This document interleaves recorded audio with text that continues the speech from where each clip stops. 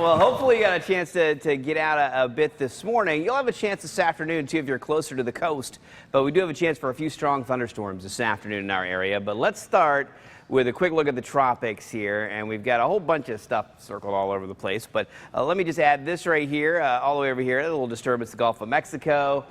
Moving in toward Texas, very low chance for development. We've got Tropical Storm Julia. You can see very little rainfall here on the radar. There's a little bit closer to the coast right here. Most of the cloud cover and the bulk of the storm is way offshore here, so minimal impact on the southeastern U.S. unless it scoots back to the west a little bit, and then maybe a little wind and rain for the Carolinas and Georgia over the weekend.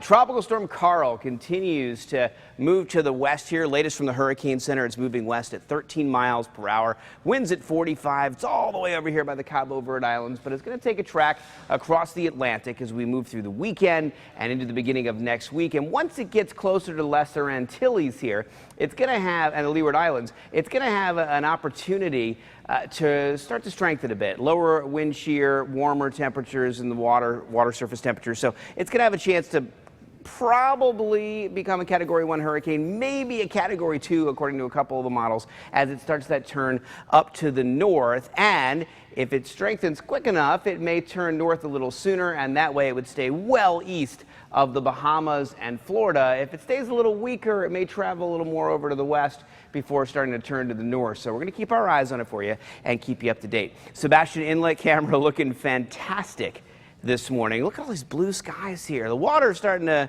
get a little bit foamy in spots, but there's not much of a rip current risk today. We're actually looking at pretty light winds out of the southeast through the afternoon. Now, we do have a chance for some thunderstorms this afternoon, some of which could be on the stronger side. And you'll see here a couple little showers popping up. But as we head into the afternoon hours, the highest chances for rain will be a little farther inland, west of I-95, and later on in the afternoon, west of the Turnpike. A few thunderstorms could be bubbling up pretty strong, especially around Lake Okeechobee later today. It's a 40% chance for rain today, tomorrow, Sunday, and Monday, and all 4 days will be very similar with limited rain chances in the morning and then higher rain chances in the afternoon. So, thunderstorms that get kicking this afternoon will start a little closer to the coast, which is why there's a bit of a lightning risk for area beaches, and then start to progress farther inland as we move through the afternoon. A very hot and humid day, highs in the low 90s.